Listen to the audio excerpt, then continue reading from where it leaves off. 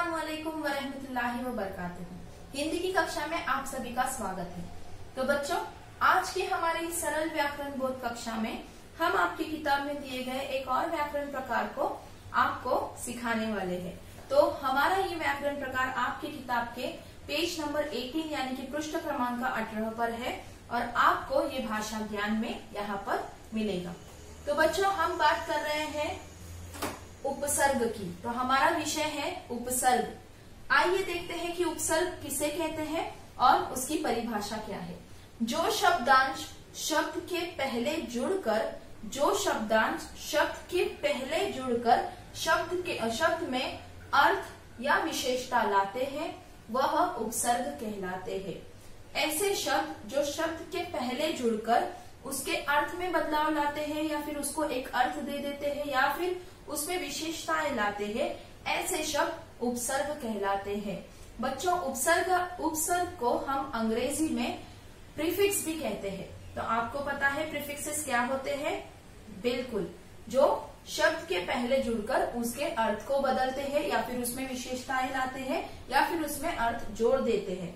यह शब्द संस्कृत शब्द से आया है। संस्कृत में उप का मतलब होता है समीप यानी पहले उसके नजदीक। सर का मतलब होता है सृष्टि करना।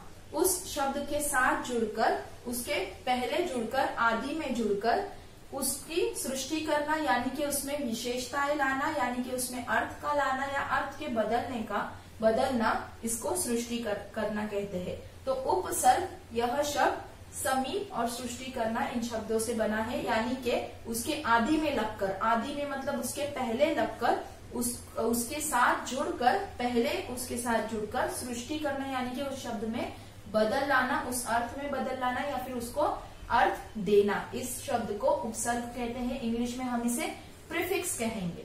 ठीक है, तो हमने परिभाषा देख ली। आइए देखते हैं, उदाहरण देखते हैं उपसर्ग कैसे होता है। अब यह हमारा शब्द है हार। हार का मतलब होता है पराजय। अब इस हार शब्द के पहले प्र उपसर्ग अगर हम लगाते हैं, एक बात बच्चों ध्यान में रखिए, उपसर्ग जो होता है उसका अपना कोई अर्थ नहीं होता। अकेला उपसर्ग जो होता है उसका अपना कोई भी अर्थ नहीं होता। जब वो किसी शब्द के साथ उसके पहले लगता है तभी वो क्या होता है, उस शब्द के साथ मिलकर अर्थपूर्ण हो जाता है या फिर उस शब्द को एक नया अर्थ देता है या फिर उस शब्द के अर्थ में विशेषताएं लाता है, परिवर्तन करता है। तो प्र का अपना कोई अर्थ नहीं है। जब ये प्र हार के आगे जुड़ता है, उसके आदि में या पहले जुड़ता है, तो शब्द बन जाता है प्रहार। क्या बन जाता है? हार पहले पराजय थी, उसका अर्थ था हार, पराजय, डिफीट। जब वो प्र उपसर्ग उसके साथ जुड़ गया तो उस प्र उपसर्ग ने क्या किया, इसके शब्द के मतलब को बदल दिया और उसमें विशेषताएं लाई। प्रहार, अब हार के पहले प्र जुड़ने के बाद प्रहार शब्द बनता है। बिल्कुल ही शब्द परिवर्तित हो गया। प्रहार का मतलब होता है हमला करना। तो आपने देखा कैसे इस प्र का कोई अर्थ नहीं है यानी कि उपसर्ग का अपना कोई अर्थ नहीं होता। जब वह हार के साथ जुड़ा तो उस शब्द के मतलब में, अर्थ में, उस शब्द में उसने बदलाव किए, उसके अर्थ को बदल दिया। प्रहार एक नया शब्द बन गया और उसका मतलब है हमला करना। तो ऐसे ही उपसर्ग, बहुत सारे उपसर्ग होते हैं। कुछ उपसर्ग जो होते हैं वो आगत उपसर्ग होते हैं यानी कि वे अलग अलग भाषाओं से आए हैं। और आज जो हमारे किताब में हमें दिए गए हैं यानी कि पेज नंबर 18 पे ऐसे शब्द दिए गए हैं, ऐसे उपसर्ग दिए गए हैं जो कुछ फारसी अरबी शब्दों से भी आए हैं। ऐसे उपसर्ग कौन कौन से हैं? गैर जिम्मेदार, गैर कानूनी, बद अखलाक, बद दिमाग, हमराज होते हैं, ना समझ होता है तो समझ के आगे ना लग जाता है। अ भी एक उपसर्ग होता है तो जो अलग अलग शब्दों के साथ लगता है, जैसे ज्ञानी के आगे अ लग गया तो अज्ञानी बन जाता है। कम अकल होता है। खुश किस्मत होता है, खुशगवार होता है। इत्यादि। इतने ये सारे उपसर्ग जो है हमने अरबी या फारसी भाषा से आगत किए हैं, वहां से आए हैं हिंदी भाषा में। और इन उपसर्गों में से एक और उपसर्ग ऐसा है जो आज हमें हमारी किताब में जो एक्सरसाइज है, जो प्रश्न दिया है, उसको हल करने के काम आएगा। वह उपसर्ग है बे। बे का मतलब होता है बिना।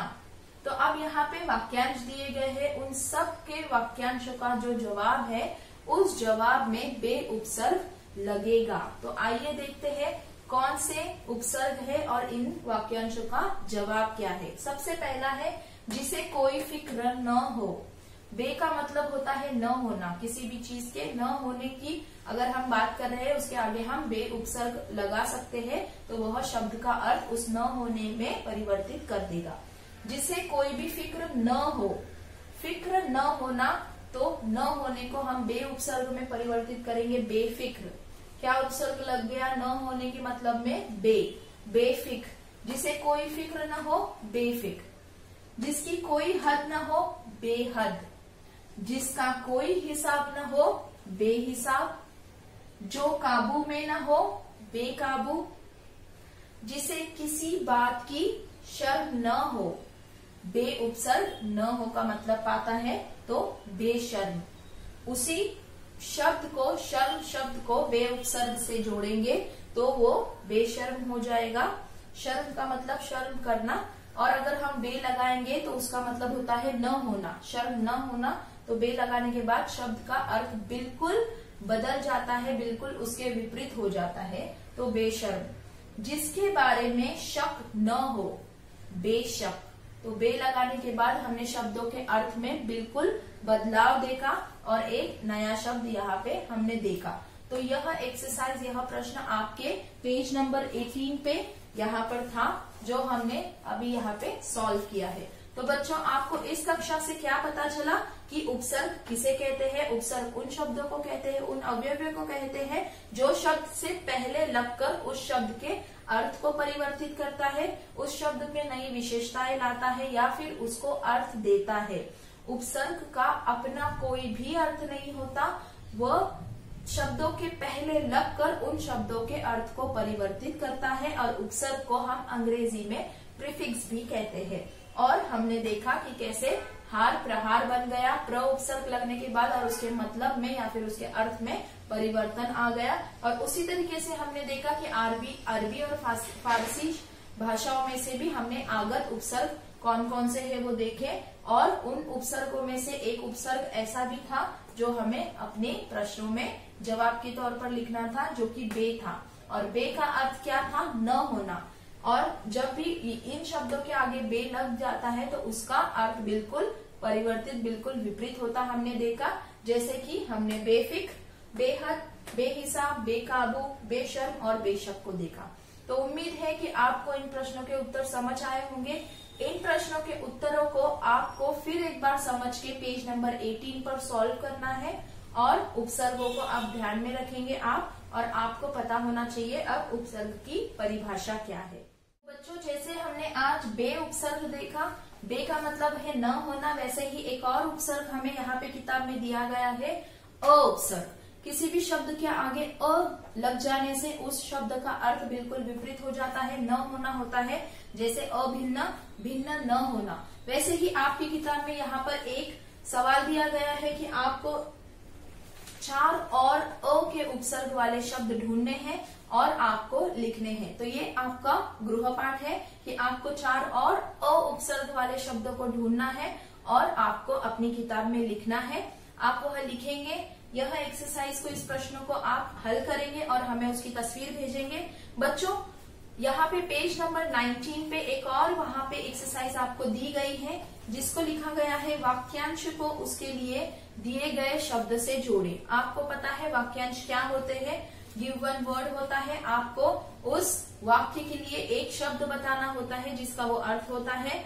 तो अब ये आप आपके गृहपाठ के लिए करेंगे, इसको आपको हल करना है, बस आपको जोड़े लगाने हैं, आपको सही वाक्यांश का शब्द ढूंढना है और बहुत ही आसान है। आप इसको आपके गृहपाठ के लिए करेंगे और आप हमें इस सवाल के जवाब किताब में हल करके अ उपसर्ग लगा के 4 शब्द लिखकर और इन वाक्यांशों के जोड़े बनाकर सब हल कर हमें आप तस्वीर भेजेंगे। तो बच्चों, इसी के साथ आपका यादों के झरोखे से पाठ का सारे प्रश्न उत्तर, सारा भाषा ज्ञान और व्याकरण भी समाप्त होता है। तो बच्चों, आज की हमारी इस कक्षा में इतना ही। जब हम अगली बार मिलेंगे तो अब हम एक नई कहानी पढ़ेंगे और एक नए पाठ के साथ हम शुरुआत करेंगे। तो आज की कक्षा में बस इतना ही। अब हम मिलते हैं अपनी अगली कक्षा में। धन्यवाद।